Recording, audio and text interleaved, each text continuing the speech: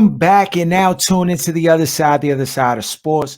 I'm your host, Laws in the building. It's me, it's Aaron. We in this joint rocking out. Got a lot of stuff on tap today. We're gonna get into all of it.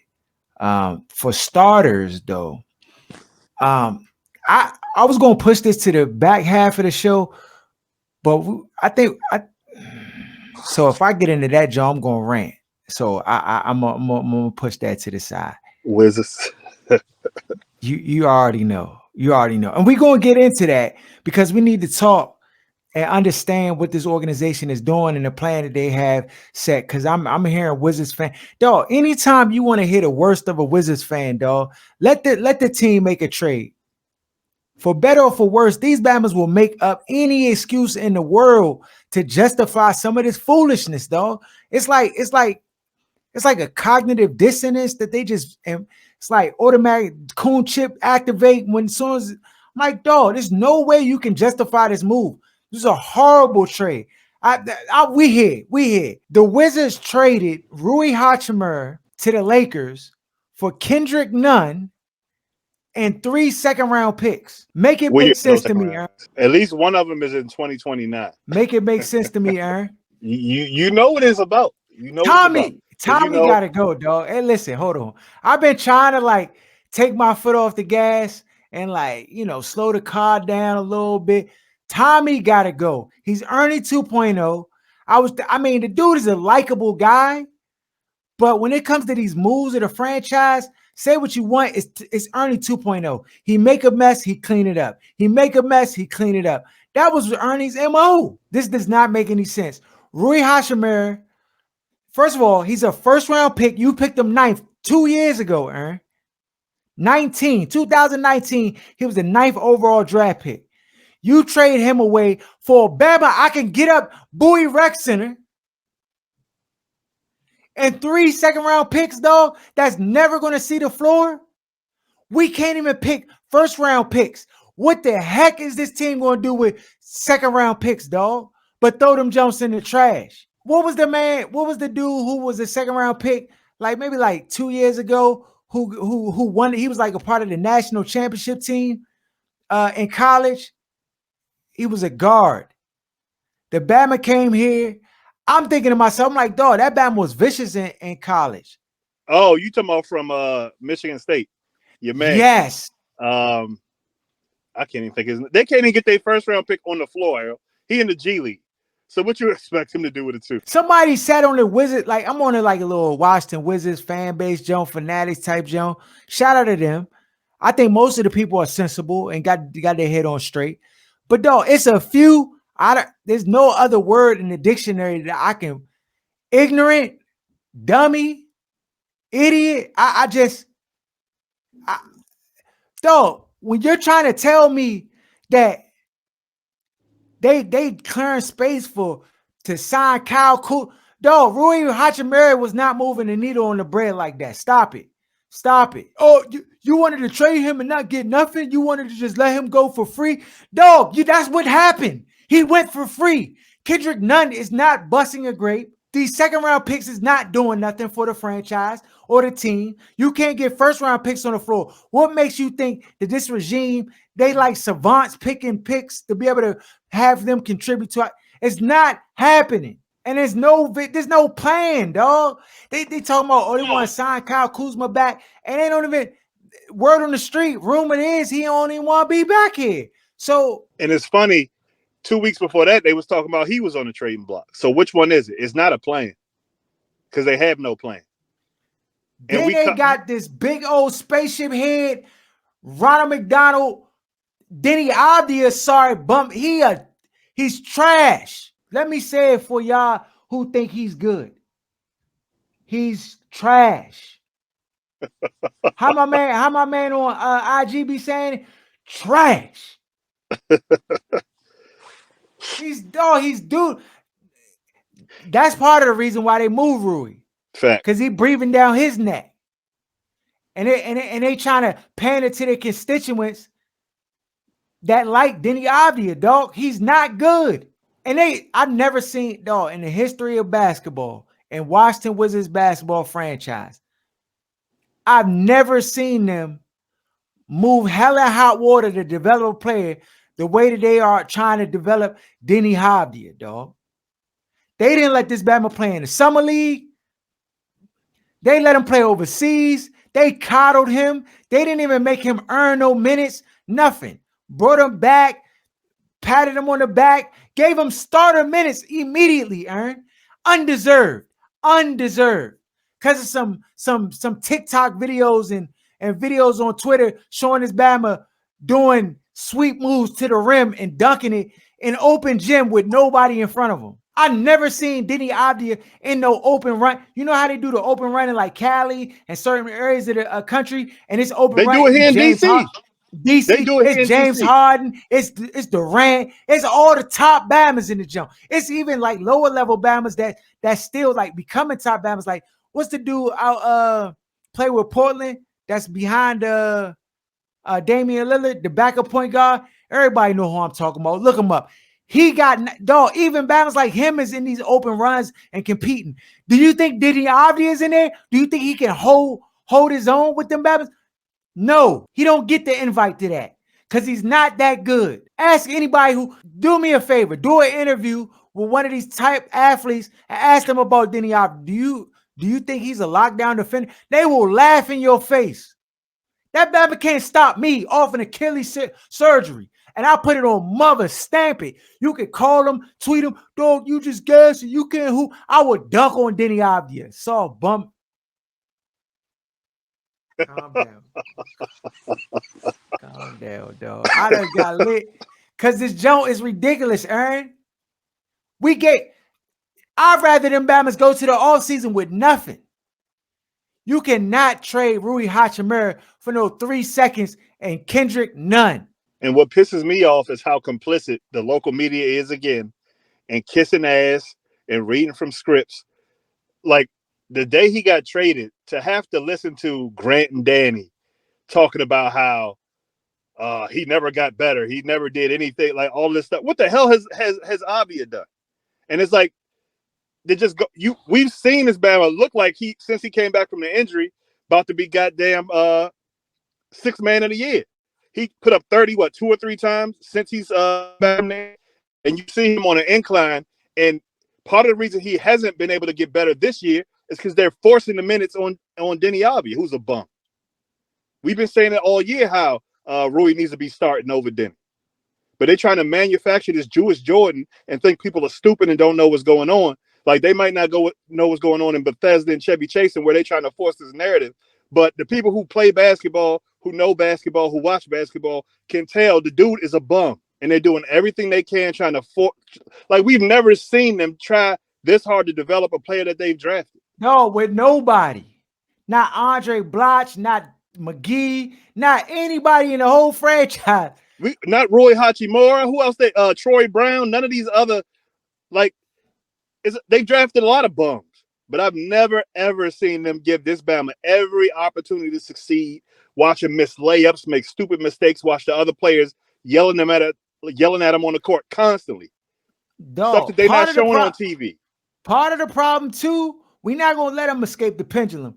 Wes Unseld, spineless back. What is you? Dog, he has no control over this team.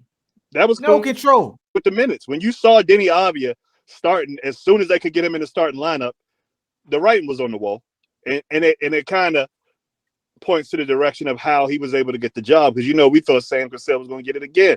It finally looked like he was going to get the job. Then at the 11th hour, all of a sudden you see Wes Unseld gets in, and Sam's not in contention anymore because they want people who they can control the minutes. We've seen this even with previous coaches, where it seems like the GM or higher, the ownership is trying to force who's getting minutes on the floor, who to feature and who to hide. We've seen the team be really good, and then all of a sudden they start playing politics with the minutes and the whole thing implode. We saw this last year. Dog, Tommy gotta go. Again, the dude, he the most likable GM, like Bama down to earth, everything, dog. Dap you up, give you the strong, what's up, champ, everything.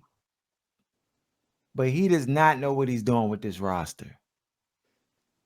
You cannot trade one of your uh, ascending players who's showing development when you got guys on your roster that no develop. Like, where's Johnny Davis at, dog? G League. We're not just gonna act like the Bama just not like. Was that a mistake? Dog, bring me in. If y'all need help picking the players, bring me in. It's easy to see. Everybody was all the dog.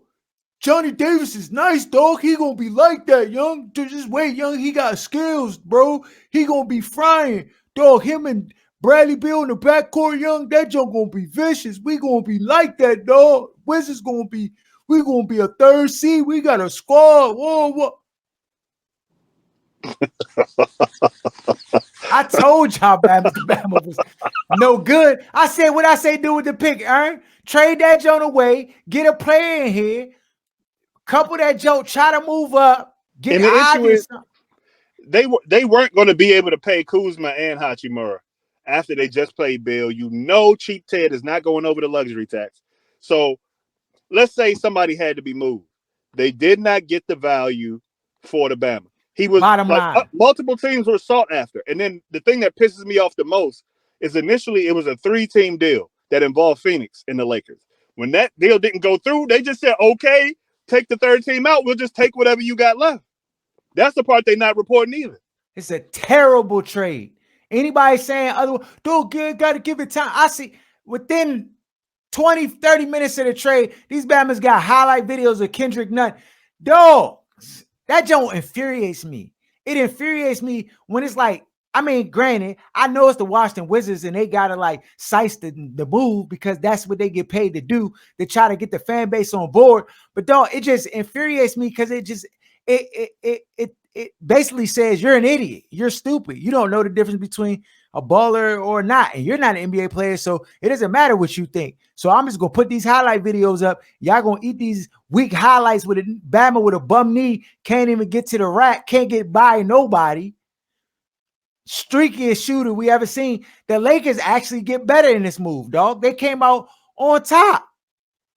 They got our old roster. They got, what's his name over there? The center that you hate that was here. Here, I'm going to pull it Thomas up. Bryant? Bryant, yes. He actually doing work for them too, dog. They got Thomas Bryant. Now they got Rui. Lakers trying to get better. I mean, if I'm them and the Wizards is willing to take basically the change under my rug, I'm going to trade them too. We gave them the change of under our rug and they took $20 from us. On to some other sports. We talk about some NFL. We done spent 15 minutes on right. Man, dog. That's the last time I'm gonna talk about it for the next like month and a half, though. Ed Reed, 30 days into his coaching career, Bethune-Cookman, they basically couldn't come to an agreement. He goes on social media and kind of slanders the school, says, the facilities is bad. And they don't really care about the kids, mold in the dorms and stuff like that. And I guess that was one of the stipulations or criteria stuff that he wanted to see fixed before he like would come in and work with the kids. The kids have started to protest the board of trustees because of the whole situation. So what are your thoughts on that? Is Ed Reed in the wrong? To me, this kind of reminds me of like, if you grew up in a black household, if there's stuff wrong in the house, if you mention it outside the house or start telling the business, your mother get pissed.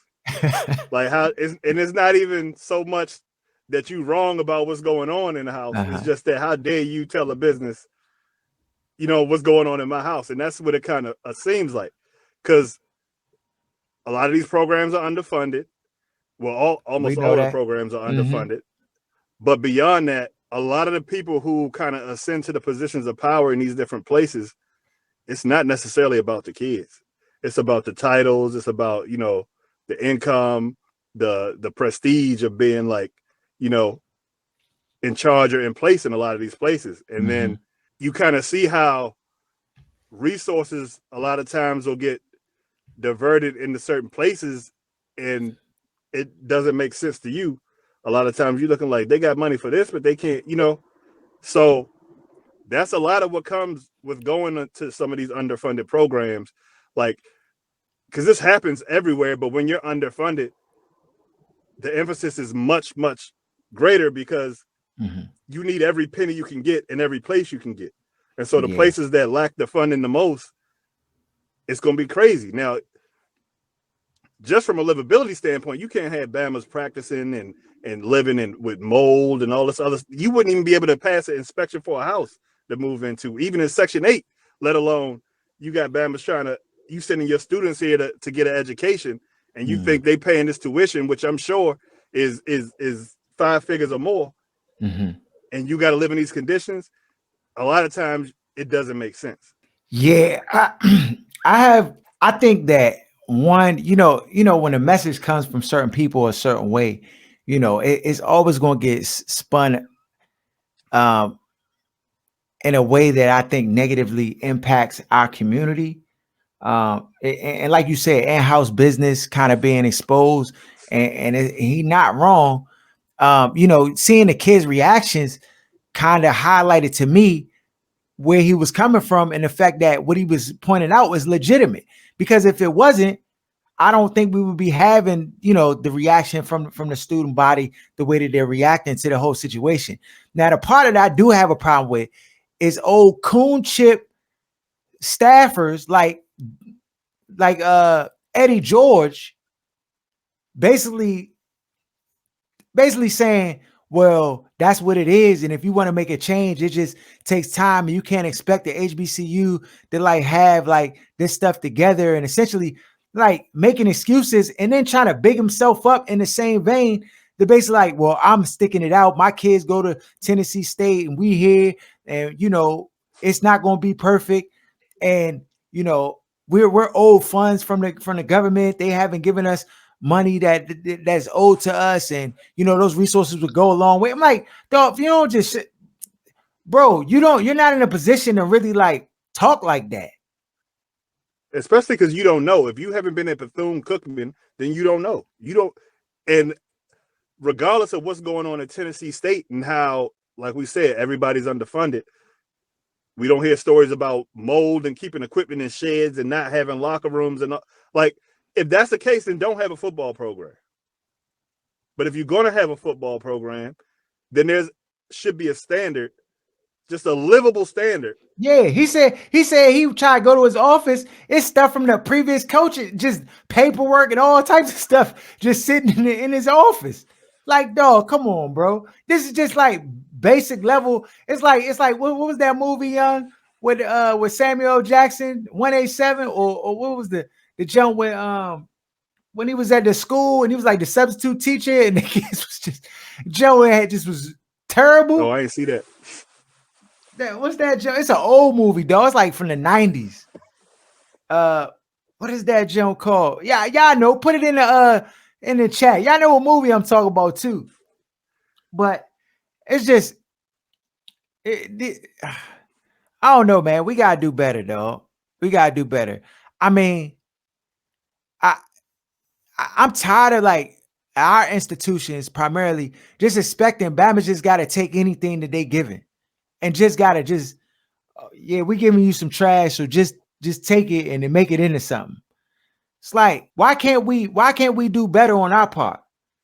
I mean, it's probably a laundry list of stuff. I mean, I'm sure every had his own, situations and things that he wanted to kind of put forth, but it's still just unfortunate that it's and because he taking over. Go ahead. It becomes a big deal because instead of facing the problems and issues head on that he's bringing up, they decide, how dare you come in here and run your mouth, and then they run him off. And that's the coward thing to do. Is he making these things up? Clearly not, because you got students over there protesting no, these are real issues. Yeah. I watched something earlier where you had 3 football players talking about, that when it rains, their equipment's in a shed, and then they had a mold outbreak week 5 and all this other kind of stuff. The school won't even give them cleaning supplies.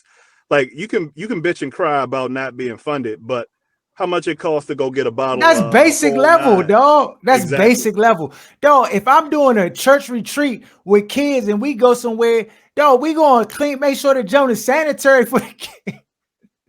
Dog, you just Right. ain't And going. everything's not about funding. There's things you can do, whether you have people donate time, whether it be student, you say, hey, we're gonna give you what do you call it? Like we used to get in middle school to have to graduate the hours we needed. What you call Oh, it? Community community service service hours. hours or something like that. Donate and go clean up the locker rooms, rebuild the sheds or wherever you got Bama's keeping their equipment. So at least it's sealed from weather conditions and not getting mold outbreaks. Like it's stuff you can do. And people just, they'd rather bury their head in the sand as long as them checks clear every 2 weeks instead of taking these things head on. Because like I said, it's not always about the kids. It's about the prestige of some of these positions. And as long Yeah. as the checks clear, Yeah, Bama's gonna you show up to already work know. and they want to Plus, leave. plus, plus, you gotta realize it's like a landlord for an apartment building. If Bama's is just living in the conditions and they just going to work every day and like just living in the conditions and ain't nobody really forcing no accountability, right?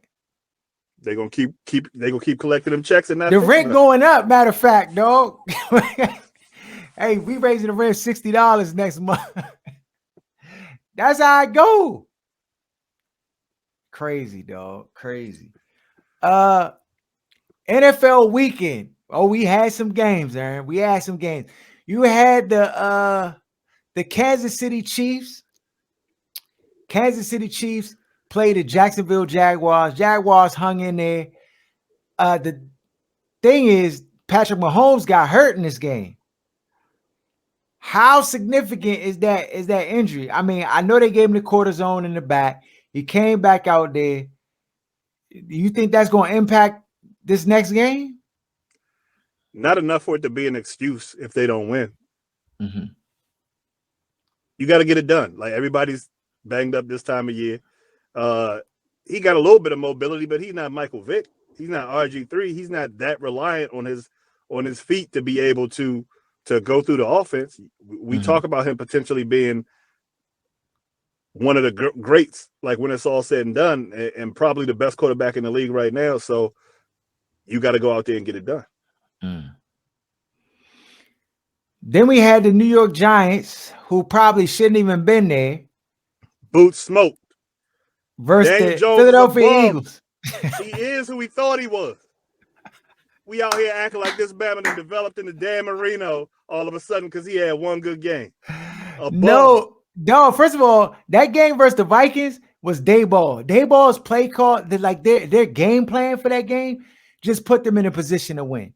Kirk Cousins The Vikings, was the quarterback. And Kirk Cousins was the quarterback. Vikings was not prepared for Daniel Jones to rush the ball 14 times, dog. Or however many times he rushed the football. Bad Moments had 100 yards rushing. So it's just, they were not prepared for that. And it was a genius game plan.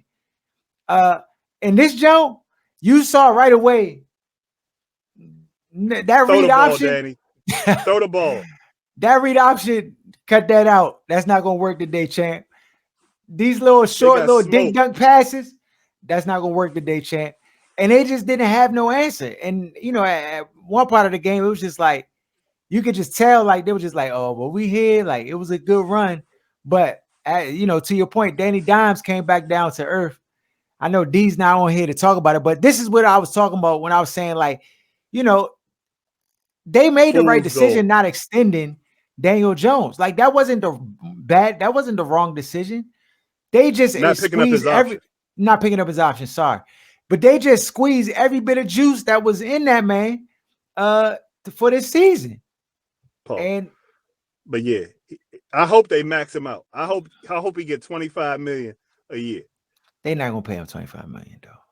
They already talking about it. Nah, dog. Because the quarterback market now is damn near double that. You talking about $50 million a year for Mahomes.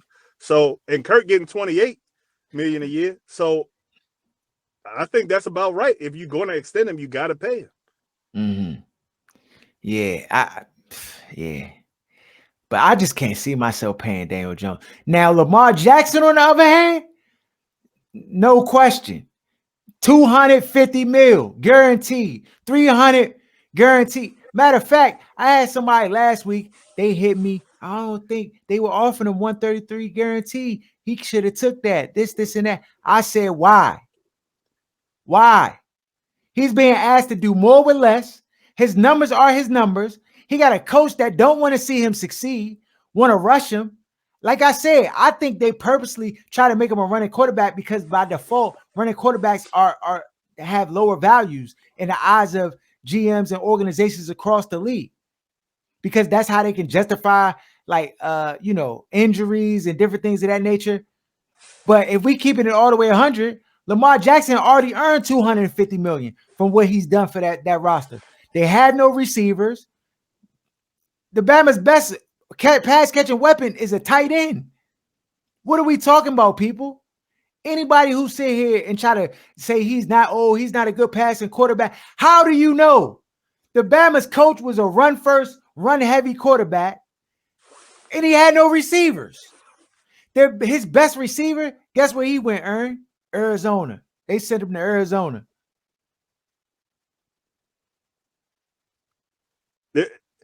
But we talk about this all the time. There's when they get these super quarterbacks, a lot of times, especially ones without the complexion for the protection, there's no priority to build around that player. They say, oh, we're going to get heavy on defense. We're going to try to run the ball. You never see them, well, almost never see them go out like they did Jalen Hurts. And you see what happens when you do that. You build around a guy who's not nearly what Lamar is as a prospect, but you build around him, build his confidence, put playmakers around him, and you have a chance to win. That's the formula. Philly was smart enough. Howie Roseman was smart enough to do it, but we saw this with like McNabb. We see it all the time with other players where they get him a half a tight end, and then all the other resources go to defense or miss picks, but they don't really know how to build an offense around that player or play caller. Like Philly they blew their team up 2 years ago, and they already back in this position. Already back. It doesn't take 3-5 years and all this stuff we waiting on. All it takes is a Ronald, quarterback and some weapons, dog, and a competent offensive play caller. That's it. And a competent head coach. But that too. It's just the mold is right there in front of you, but people are they're hard-headed. People they want to do it their way. They want the football to look like it did in their granddaddy's age. And if the quarterback doesn't play that way, it's almost like they just say, well, you want to do this? Go out there and do it yourself. Yeah, it just Jalen Hurts is cooking, dog. You see the level. Bama's talking about MVP. Oh, is it Jalen Hurts or is it the team or is it the make stop it? It's don't Jalen matter. Hurts stacking W. When Tom Brady was doing it on a stacked team and the best head coach in football, it's Tom Brady. It's always no. That's what I'm saying. If Lamar Jackson was white, he'd have a job already. They already paid him the money. He'd already got the check cut. It's just that simple. We also need to mention the fact that because he's not cutting 10% or 5% to one of their people, they got a problem with that. They're not getting their cut. They don't want to set the precedent of players feeling they can negotiate their own deals and cut out a whole market. Because, I was talking to my man B today. These agents, young, they leverage the agents. They talk to agents. Oh, talk to your client, get him to get down with this deal. We'll hook you up here on the back end or with this other player. We'll make it worth your while, and we'll, I know you're looking for a deal for this guy, and they play that whole situation.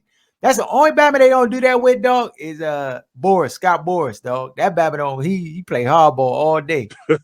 Every sport, baseball, every sport, dog. He don't care, and that's why Bama's rock with him. But the like organizations hate that Bama, dog, because he gonna get max dollar every time, and he gonna do whatever he need to do to get it. He gonna tell his player hold out, or you might have to quit, bro, until we get that bread. Like whatever it takes.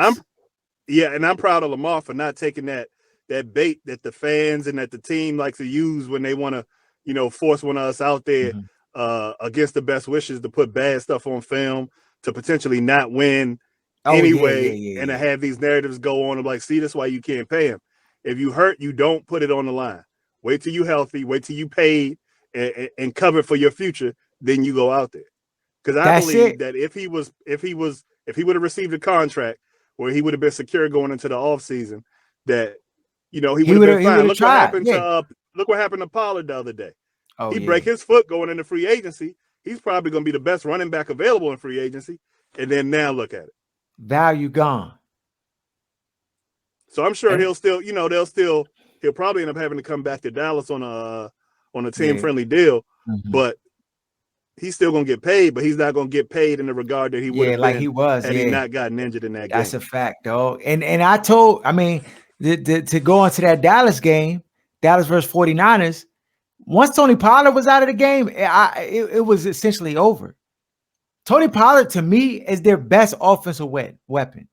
Better than CD. Like when it was just Zeke back that jump, I was like, oh nah, they finished, they done. No Because chance. Zeke he's washed. he's the most versatile player that they have. He can catch out of the backfield. He can run. Inside between the tackles, outside. You could just do a lot from him, a lot with him in the game. And once he was, taken out of it, it really just hurt them. And San Francisco, that defense is real. So you already know they gonna come to play. I thought that they played a tough game against the Cowboys.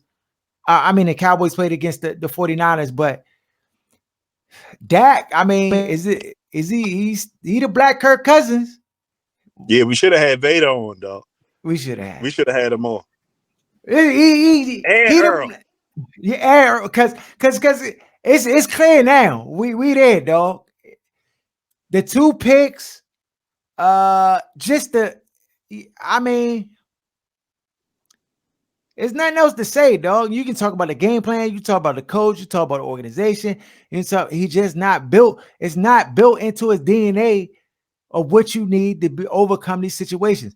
Now, I'll tell you who do got it in their DNA, and he's slowly becoming my favorite player on the low. Burrow. Joe Burrow, dog, is real. He has. That's the difference between, like, when you look at like a player like Kirk and Burrow. Burrow has the it factor. Like he has that. I don't even know what you call confidence, or like it's like real confidence, not manufactured confidence. Manufactured confidence is arrogance. It's like real confidence to know my abilities and what I can do and what we're going to do. And it permeates throughout the team. The game plan that the Cincinnati Bengals had for the Buffalo Bills, that was a spectacular game plan. Spectacular. Are we gonna They start having the same conversations about Josh Allen that they want to have about Lamar? Because I haven't really heard that narrative since everybody was talking about Bill's Super Bowl MVP for Josh Allen when the season started. He turning the ball over, jacking the money, not getting it done, to the point where Diggs not gonna play the yeah, team like everybody else. nah. Like when they come out there with the foolishness, he gonna be like, nah, I'm not riding with it. And so, like, at what point are we gonna start having conversations about Josh Allen maybe not being a guy that the media would love for him to be, based on the style? He's a likable dude, he plays hard, all that stuff. But it's starting to look like he can't get it done when it matters. Be careful, dog. I'm with you. I think that Josh Allen. Well, I'll say this. I think Josh Allen is who Josh Allen is. I think with the team, their mistake was allowing Josh Allen to just have free reign and do whatever he want, Yeah. because I think he just gets too careless with the football at critical junctures of the game. But I think he only does that because in most situations, he's given the autonomy and the freedom to do it. And, he makes things happen, right? But in this situation, this team was prepared for all that. And it wasn't like they were like, you're going to have to beat us for real. And we're going to take this away from you. Dog, the Batman didn't even have a whole bunch of running yards like that. They shut Yeah. that down. Yeah, they shut that down, dog. They was like, nah, you're not going to be able to do this. Nah, you're not going to be able to do that. So you got to throw from the pocket. And it just wasn't. Josh Allen just couldn't get it done. And the dangerous part, when you allow a player that far off your range, it's almost impossible to To pull it to back. rein them back in and have them play a different way. Like when you give somebody that kind of freedom and then go, okay, now we need you to go back and completely unlearn the things you've been successful at. Because he's had a lot of success in the league, even though he hasn't won anything, Mm-hmm. and apparently like choked in certain situations. He's had a lot of success and built a lot of confidence based on being able to be free and take advantage of his skill set. Mm-hmm. You almost would need a completely different not offensive system, but offensive philosophy to Yeah, kind of be able to take it, almost put him in a read option exclusively to be able to take advantage of his physicality without completely removing that from his yeah, game or giving him the freedom that he's had to this point in his career. And so it's almost yeah. like a catch-22 where they're going to have to figure something out. You Uh, gotta take the good with the bad, because when he running and scrambling around there with the football loose in his hand and he get hit and it come out, I mean, that's what you get. So I mean, I think the Bills will be okay, but you're right. The question is, is this enough? Is he enough to get you to the promised land? okay, ain't And enough when you talk Super Bowl with this. They were talking Super Bowl with this team. yeah, yeah, you're right. You're right. Uh, so you got the Cincinnati Bengals matched up against the Kansas City Chiefs. The Cincinnati Bengals are favored -2.5. Who are you going with? Right now, the scores are uh it's me at 136. Um, hold on, I need to pull the joint up because I don't want it's too we had the end zone. I gotta get these numbers right. So this past week I got three right. I got three right. D got two right. Aaron, you got one right. Jeremy got two right, and Marcus got four right. The scores right now, as it stands, I have 143. Aaron has 137. No way. Yeah, 137. Yeah, That's D. that's D. Okay. You and Marcus are tied at 142. So y'all one behind me. And then Jeremy at 136. So now we got two games. So these two games is, whew, if Alabama go 2-0, that might just put you over the top because it's tight. It's tight. All right. So the game, San Francisco at the Philadelphia Eagles. Eagles are favored -2.5 at home.